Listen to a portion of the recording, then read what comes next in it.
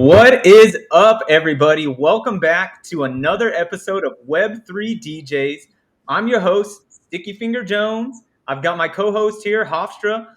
We are thrilled to have you guys back for another weekly remix. Before we get started, we do want to call out that we were originally going to have our good friend Toby Lasso on the show today. Unfortunately, he ran into some opportunities, had a family emergency, so we just want to say we hope all is well there, Toby. We look forward to rescheduling with you. That being said, the show must go on, and so here we are. We're flexible. We can make it happen, and that's what we're going to do today. So we're going to start off by talking to you guys about all the upcoming news, some really cool merch that just dropped. You guys are always in the comments and talking to us about the merch that you see us rocking on the show and how you can get some, and so we're going to fill you in on that today. In addition to that, we're going to highlight the top thing that has probably happened in the NFT space ever. And Hofstra's going to give you a deep dive into the other side, the Bored Ape Yacht Club land sale. Twitter's buzzing about it, and so he's going to tell you our perspective, what we think about that sort of thing, and how it plays maybe into your portfolio. And then finally, it wouldn't be a weekly remix if we didn't tell you what we're minting this week and some of the top projects that we're watching. So we're going to get right into that. Hofstra has something pretty exciting that you guys are going to want to stay tuned for. So why don't you tell them about that? Yeah, we're going to give away a Zed-Run Buterin Legendary Fire Opal Philly Z19. So if any of you guys know about Zed-Run, this one actually did pretty well. It's coming from my personal collection, and lots of fun. If you want to go race a horse, get in with no money, this is the way to do it. So definitely get in on the giveaway, and we'll tell you how to do that at the end of the show. Yeah, absolutely. So make sure you stay tuned so that you can qualify for that giveaway. Zed-Run is a really awesome project, and if you're a degenerate like me, then it's a natural fit. So definitely thank you to Hofstra for a piece from his personal collection. This is Hofstra Bread Zed. But yeah, let's get right into it. So you see my man Hofstra, he's rocking the NBA jersey. It's NBA playoff time. And so we just wanted to call out a couple big things that are happening. Gutter Cat doing it again. You see they've got another player rocking their shoes on the court. This time it was Malik Beasley rocking these Gutter Cat on the LeBron 19s. But this is not new for the project. Here we have LaMelo Ball doing the same thing for, I think it was their play-in game. Gutter Mello rocking it here. And they've even expanded, I know, we said NBA playoff time, but they've even expanded to the gridiron. And we've got our man AJ the Sauce Dylan rocking the Gutter Cat shoes as well. So needless to say, Gutter Cat is definitely making their way in the sports world. And actually, if you check out this guy's Twitter banner here, you can see that he's definitely all about the gang. So it's really awesome to see like the Gutter Cat bringing this to life and something that's so personal to me. But it does not stop there. So the Gutter Cat gang actually just did a pop-up in Chicago. You can see here with Juggernaut. And they released this merch online to Gutter Cat holders today. So if you're a Gutter Cat holder, you can get online. You get a one-time passcode. I already used mine, bought my merchandise, and you can get some really cool stuff. They've got this top that you see with the matching sweatpants. The kind of jaguar over there is almost like an homage to the old school tattooing. And if we check out their Twitter, they've got a little bit of a better view of some of the items that you can buy there. And so, again, one of the largest things that I like about the space is being able to rock it in real life. And Gutter Cat Gang is once again giving us the opportunity to do that. And so you can check it out. It is really cool. I think the largest hit for me was these guys right here. The plush is too cool to pass up. And so definitely want to make sure that you take advantage of that if you're a Gutter Cat holder. Not, and you want to start rocking this stuff in real life, might be time to go ahead and get you an OG. But the buck does not stop there. So we promised we're going to give you two. As you can see here, Alien Friends has actually went ahead and launched a collection as well today. And so the first thing that they launched was a collab piece with the 3-landers. If I get my mouse here, you can see they've got this sweet little guy. It says best friends for life. At a really affordable price point. That's kind of here. And the quality of their merchandise that I got last time, I have a different friend's hoodie, was really nice. And so there's another opportunity for you to buy in here. And they've got 3 different options. If you're a 3-lander friend or an alien friend, you have access to this collection. They have a friends only collection, which the theme of the plushes, you can go ahead and grab one of these, one for each faction. They've got Xenos, Femi, Olu, and Lokia. I like that Lokia is at the end because I'm. And then they've got some really cool stuff. GM, that's huge in the space. If you're one of these, not necessarily my style, but I like it. I like that D-Gen. Yeah, the D-Gen hoodie, that was something that my fiance was suggesting that I get. And then they also have thought about their consumer, and so they kind of bundled some kits together so that you can make a little bit of savings as well. One thing that I do want to call out that's really awesome about the Alien Friends is these 2 pieces down here. This Friends, F is for Friends t-shirt, and this Friends hoodie is given free to all OG holders. So I'll be getting these 2 for free. And then that, gives me the flexibility to maybe pick something up for my fiance as well. I like the pins, and if you know me, I'm a big sticker guy. I need something to. I don't know if you guys can see back there. Shout out to our guy Alan Reyes, the first guest we ever had on the show. He actually sent me this sick Crypto Cannibal skate deck, and so looks like I might need to pick up some of these stickers to put on it. Really cool. But you may be looking at me and saying, Isaiah, Sticky, you told us that we can rock this stuff, but I don't have the money to go out and buy an alien friend right now that's, 0.8, 0.9 ETH, whatever it is. Well, what they did is they also launched a public store. So if you're interested in this Degen hoodie, just like my host Hofstra here said, you can buy it without owning either of the collection. Anybody in the world can come on and buy these pieces. And so this is, again, a great example, at least in my opinion, of, okay, you're catering to your community, but how are you going to find incremental revenue streams? How are you going to be sustainable in the long run? And so it seems like what Alien Friends is attempting to do here is create that in real life brand presence by creating a public store that anyone can access. And again, you see the price points are really affordable here. So yeah, if you're into merch, you want to rock it on the show just like Hofstra and myself do, now you've got 2 potential opportunities to buy it. So there you go. But let's get into the meat of the show. We know it's the number one thing being talked about on Twitter right now, the Otherside. Everyone wants to get into the Bored Apes when they can, how they can. My man Hofstra actually went through the KYC process and got approved. And so why don't you go ahead and talk to us about, everything that was going on there? Yeah, if you've been following anything, this is the most hyped project. There wasn't a lot of information on it until this past week. So everyone was speculating, were you going to be able to buy it with ETH? Was it going to have to be an Ape coin? Just talking strategy, all this stuff. So they finally released, and I'm just going to pull up. Can I share my screen here? Yeah. Yes, sir. Hold on, wrong screen. Oh, there's that beautiful pony. That was the horse. Yes. I think you'll need to reshare your screen. But while he's doing that, we definitely want to be clear here. This was something that I was thinking about for a long time. This Otherside has been hyped up for quite a while. And something that, I'll hand it back to you here, Hofstra, but I will say whenever I went onto the website and explored it, I think one of the first things that popped to me is this website development is better than any other project's website that I've been on. The stuff that they do, you scroll to navigate. And I know that sounds kind of weird, but generally you have to kind of click a button to enter or do something like that. It's all really well done as you would expect. And so it's just, Yuga Labs seems to be a step ahead. It seems to be the upper echelon from any perspective that you want to look at it from. And so I just wanted to call that out there again. Except for minting.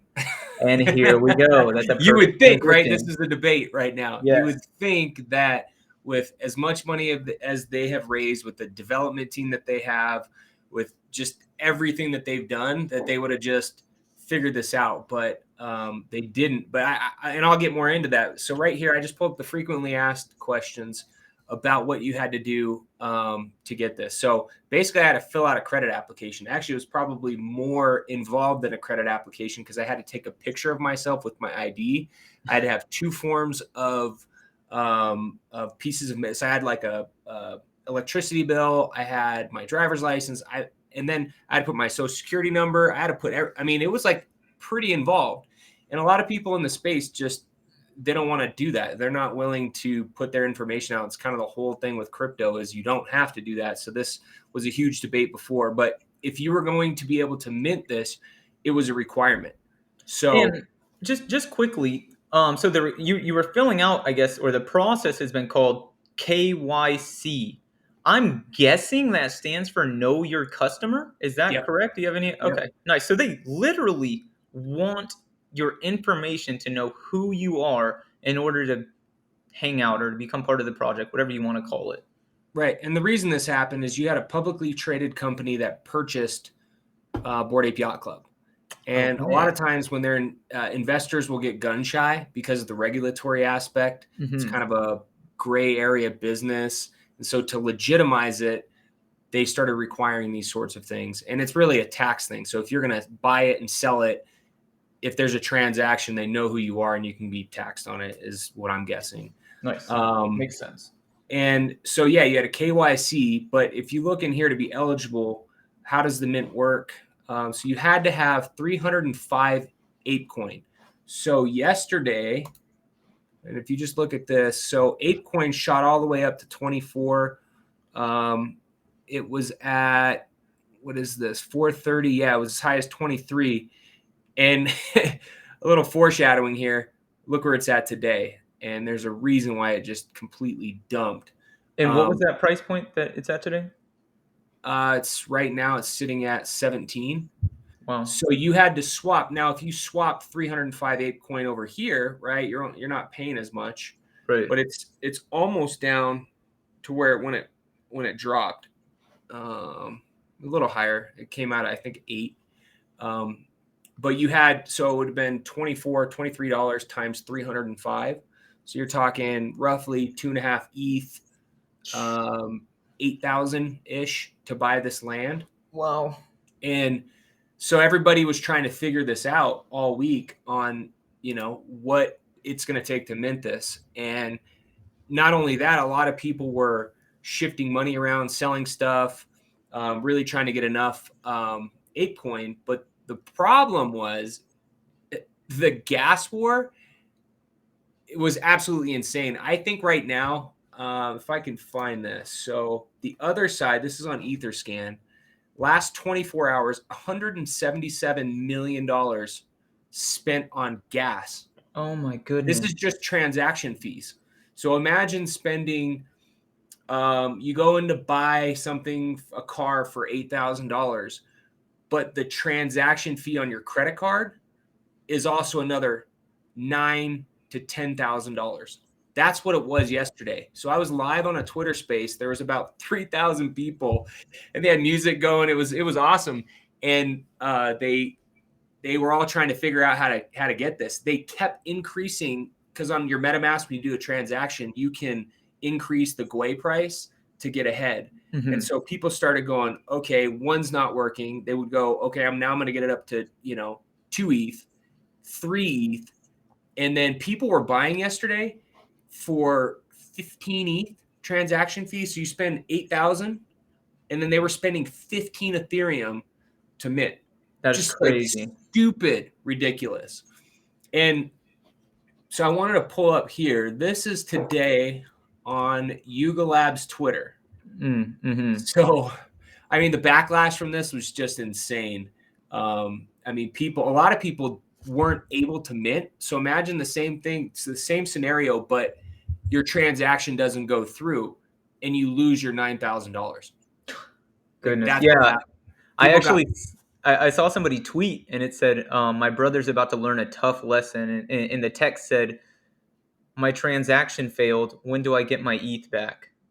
Yeah. Can I get a refund? Well, that's the thing. They're saying they're going to give refunds, but I'm just going to read this. We wanted to say a few words about the mint tonight. We're sorry for turning off the lights on Ethereum for a while. Literally shut everything down. If you try to mint anything else yesterday, or you try to buy anything on Opensea, you're spending $4,000. Yeah, let's talk about that for a second, because I saw you post. You said 0.45 for VFriends 2 seems nice. And I instantly said, oh, come on, this is the price point I've been looking for. I hopped on my phone as well. And I don't know why I thought you'd be lying. I checked the gas fee, and yeah, it was 2.5 ETH. I'm like, goodness gracious. So now I'm going to have to spend 3 ETH to buy one VFriends 2 that's priced at less than half an ETH. Yeah, so nobody sold anything. Yeah, they shut down the whole entire network. thing. All of Ethereum, like, unless you were trying to spend stupid money on gas, you couldn't buy anything. Literally shut my computer off, went to bed, woke up, and it's back to normal. But listen to this. We're sorry turning off the lights on Ethereum. It seems abundantly clear that ApeCoin will need to migrate to its own chain in order to properly scale. Debatable. We'd like to encourage the DAO to start thinking in this direction. We are aware that some users have failed transactions due to incredible demand being forced through Ethereum's bottleneck. For those of you affected, we appreciate your willingness to build alongside us. Now that we've got your back, and we will be refunding your gas. So let's okay, let's read the comments, because this is absolutely hilarious. I mean, they got blown up here. ApeCoin doesn't need its own chain. Do you guys have any idea what you're talking about? Ethereum clearly can handle this. You guys fumbled it. The blame 100%. I mean, if you go through like big names, Pranksy, or just do a draw and give people 24 hours to mint before you open. I mean, dude, all the big names are on here, and people are even posting their transaction. But like, they're getting blasted, like completely blasted. That's crazy. I mean, $100 million could have went to builders. You could have done a raffle. There's so many different ways you could have done what you could have done to avoid this.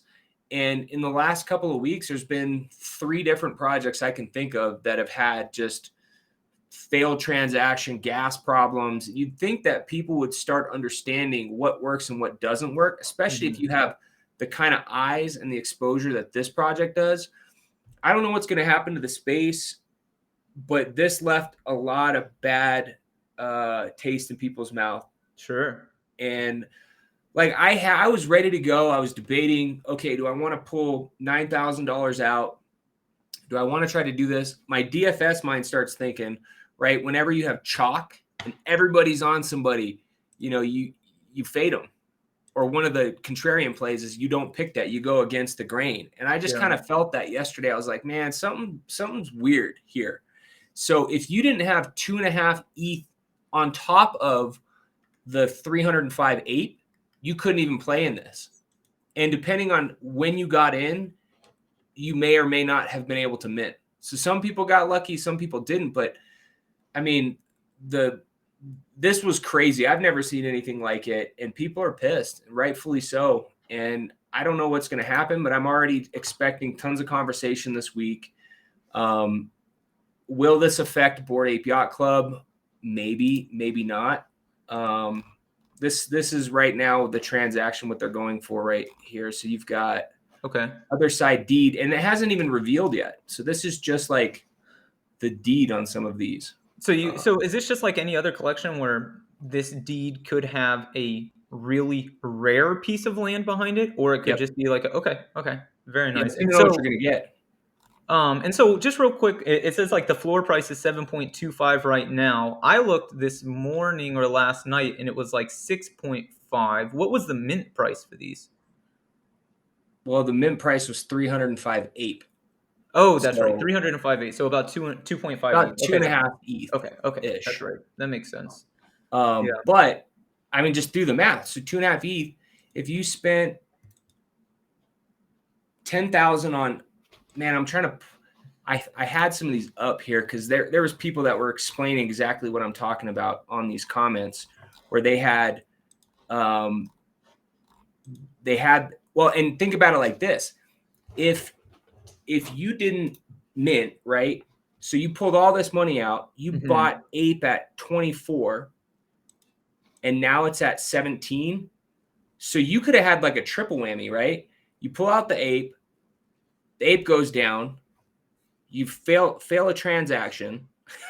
like you could have got burned super hard, and people did. And I don't know, even the people that got it, I think everybody's kind of like, are we at a point where the bubble right now is about to burst? Because like, in what sane person's mind are we spending $12,000 for a transaction fee to buy a freaking JPEG? You know, now this is land, but still, like, what world do we live in where that's acceptable? You don't go to the store and go, yeah, I'm going to buy this $80, hoodie and spend $6,000 for a transaction. But that's the kind of shit that's happening right now. And I don't know. I'm glad I didn't get in on this. I just, something about it. I was like, I don't know. Cause I wouldn't have had the 2.5 ETH. I didn't think of that, how much it was going to be in gas. Yeah, and then you'd have been stuck having 305 ape that you bought at 23 if you got in yesterday. Now it's at 17. Yep. Luck. Yep, that's definitely. So, yeah, I don't know. I know that this is going to be a hot topic. I woke up this morning to a shitstorm on Twitter. A lot of the people that actually got this, I think everybody collectively was thinking this is absolutely crazy. So, and right now on Opensea, if you look at the top projects, there are some that are moving. So you've got like Doodles is ripping right now. It's over 20. Mutants are going down. It still really hasn't affected Bored Ape that much. I mean, these are going up. So despite all that, it's kind of like the rich kids club. If you're able to afford to get into it, cool. If not, then this was like the only other mint for Bored Ape Yacht Club that's happened in the last, year or so. I think the last one was it Mutants? I'm not in the project. I mean, I loosely follow it, but this was all the rage. And so, I don't know. Just seemed like for that money, people say, zag when they zig, and the play would have been buying other projects. Because yesterday, if you could have done it before, like I think VFriend Series 2 was at under 7. I think it was at 6.8 or 0.68. There was a lot of projects that were down if you would have just bought. They're up now because everybody has all this extra money that they were holding on to that they couldn't spend. So now all these other projects are doing well. So anyway, that's the news. That is, if you hop on Twitter right now or you follow anything in NFT, I'm sure this is going to be talked about for the next week, the next month. And hopefully people learn from it, because if you're new and you don't know what minting is and you don't understand what gas is, like, you're going to learn the hard way potentially. And sometimes that's like, for me, that's why I don't like to mint a lot of times, because what happens in most NFT projects is they spike the day of, they shoot up. You just wait like a week and it's going to come back down, to a regular price, and you can buy it when gas is cheaper. If you just sit on a project long enough, maybe the hype wears off and things start coming down and people jump on something else. You can buy something a little bit better. So for sure. Yep. Rips not dips, and dips not dicks, I guess. Always take profits for sure. But yeah, I just want to reset the room real quick because I don't really know exactly what's going on with our Twitter connection and that sort of thing. So if you are just hopping in on Twitter, we are going to be giving away a Zed run. Make sure you stay tuned till the end of the show. We're going to be getting to that in just a minute. And otherwise, we've already talked about awesome ways you can get some NFT merch today. We just covered the other side. So if you are just hopping in on Twitter, make sure you check out YouTube later for the full video. Okay. Yeah. So should I just kind of close this out here and talk about what's going on with the projects what I'm doing this week and what I'm launching? Yeah. Okay. Absolutely. Great. So I've got 2 projects that I'm going to mint this week. I think the first one I've definitely talked about a little bit before. It's called LO Community. Lo-fi is huge in the NFT space. This is kind of where a lot of my thinking comes from. I'll be honest with you guys. To some degree, I do feel like I'm gambling a bit on this project. But that being said, I'm okay with gambling on mints. And so the mint price is 0.09. You see it's going to be minting May 3rd. Basically what it is it's just a project about lo-fi. They're going to make lo-fi albums. They're going to give you different ways to get involved in the space. here's kind of the roadmap. They're going to introduce the brand, lo-fi album, special announcement, mint. That's where we're going to be at soon. Long story short, as this kind of plays out, what their opportunities are is they're going to continue to create lo-fi albums, playlists, these sorts of things. And by being part of the project, you get maybe a little profit sharing or a chance to get involved. And so it is a gamble. I'm not expecting anything huge. Hofstra has said it to me while we were talking earlier, and it's like the higher your expectations, the larger your disappointment. And so I'm being clear here. I am minting this, but my expectations and my ideally disappointment will be managed on this piece. But it's a big but. A project I do want to talk to you guys about, and I have brought up here before as well, is the Humanians. They're really cool. I've been talking to Hofstra about, tattoos and these sorts of things, and I've been watching a lot of different tattoo artists. Something that I have personally come to love is the kind of like American take on Japanese traditional tattoos. This isn't exactly up that alley, but you do see they have a lot of that, at least what I perceive to be kind of like, Asian cultural influence. Um, they are, like I said, really cool. I believe they're based in Bali. Here's their mint map. So Thursday, May 5th is when they're going to be minting if you're on the pre-sale list. You'll have only 4 hours to mint, which I think is really interesting because traditionally it seems like with whitelist you're given 24 hours. So that's just something to kind of keep an eye on. What happens there in that 4 hours, and what can we learn from this going forward? And so that's going to be really interesting. It's going to be 0.07 and I can mint 2. So that's exactly what I am going to do. I'm actually hoping to pick some up off the floor as well, just because, again, I really like the art. I like the art. And I didn't have this opportunity beforehand, but now I've had a little bit of success in the space. And so now I'm afforded the opportunity to buy something just because I like the art. And so that's kind of what I'm going to do here. Basically, they're kind of like the meat and bones of their project is it's a project with a purpose. Their kind of goals are oriented around body dysmorphia, and that sort of thing. And so they do plan to give a lot back and to pay special attention to kind of like mental health awareness and that sort of opportunity. The other thing is they're integrating with NFT world. Surprise, surprise, seems to be a constant theme on our show. Projects going into NFT worlds, allowing you to do something to gain that world token, which is literally real life money. And so that's something that I really like. The other thing is I can stake the project again to gain world token, like we're talking about. But what they are going to do is sell whitelists in the future. And so that is really up my alley because I've found, Hofstra's kind of style is finding projects that have been around for a while that he thinks are valuable or underpriced, and he buys them and, makes his money that way. My style is I like to buy things at the mint. And so for a project to allow me to get on a whitelist without grinding, without begging for it, whatever that looks like, to cut the middleman out there, that's really, really appealing to me. And so I'm excited for this. That's something Alien Friends are going to do as well. So I will be minting this. The last thing I want to show about their project is, again, I kind of talked about their orientation around charity. So 20% always is going to be going to charities. The other thing that I like about this is, well, let me call out what I don't like. I'm a data analyst in real life. This is what I do for a living. Any analyst will tell you, what the heck are we doing with a pie chart? Come on now. Come on now. No pie charts. But I'll digress a little bit. What I do like is the transparency here, right? They've clearly defined exactly what they're going to do with their money and how much they're going to do with what they make. And so I think that's really important to eliminate any sort of ambiguity, especially in a space like this, right? I don't want to be sit around wondering what's going on with the project. Now, as long as they follow their word, I'll have no hesitations or no questions about what happens. If the project goes to the moon, I'll be able to understand exactly what's going on with their proceeds. If it fails, I'll perhaps understand why. And like I said, you never lose if you learn. And so that's something that I'm trying to do in any project that I spend any sort of time with, is learn something from it. Now, just to play devil's advocate, though, how many projects actually post what they do with the money?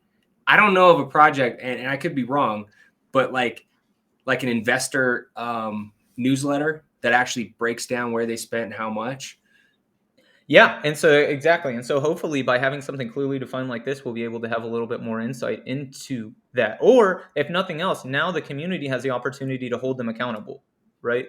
And I know there's a large ambiguity in terms of like how much does a founder really owe to a project? You know, once it's launched, like are these promises more than paper promises or more than just some sort of grandeur idea?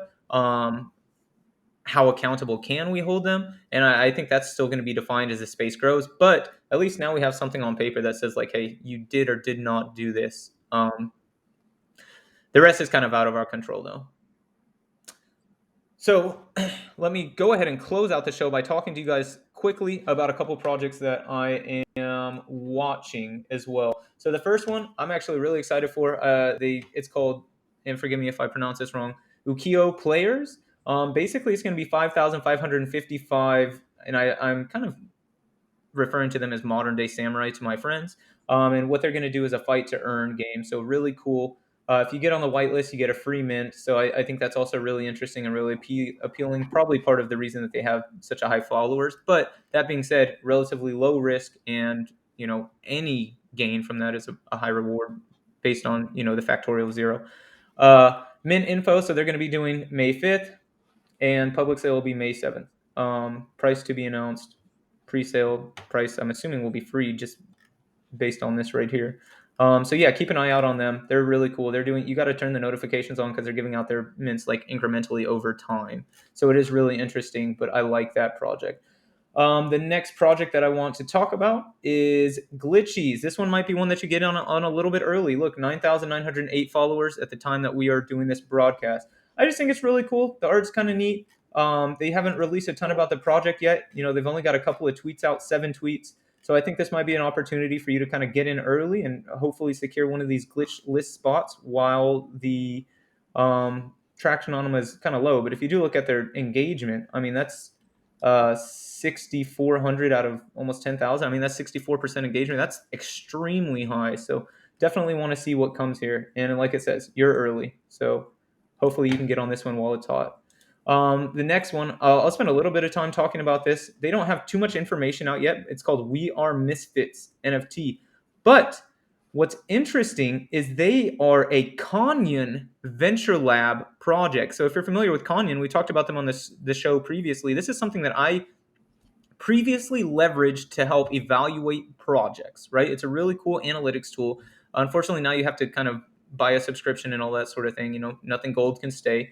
But I may be wrong, but I think it is the first Canyon Venture Lab project, actually. And so I'm really interested to see how this comes out. I know it's cliche.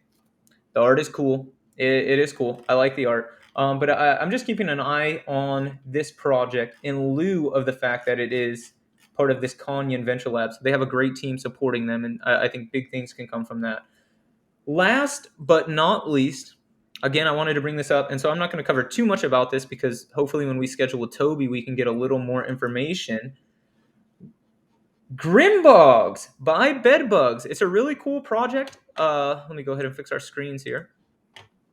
It is a really cool project I've been looking into. And so Toby Lasso is, I believe, the marketing director on this team. So it's really, it's got a strong foundation. Also, if you look at the artist, he's got like 175,000 followers on Instagram or so. So he's established, at least in Web 2. Basically, what it is it's kind of like a neat character who plays off of, at least in my interpretation, kind of like Bigfoot or Sasquatch lore. And I don't want to get too much into this project because, again, hopefully we'll be able to highlight this when we do get to reschedule with Toby. But it looks really cool. It says the first sighting of a Grimbog was in 1969 in Big Bear, California. So they're really trying to integrate it and give you kind of that personal feel, give you a way to identify with the project. And so it's definitely something to keep your eye on. Those are my 4 quick rundowns this week. That's all I have. So I think before we go, I don't know if you want to pull up the picture of the Zed Run horse again, Hofstra. But it has been great having you guys on the show.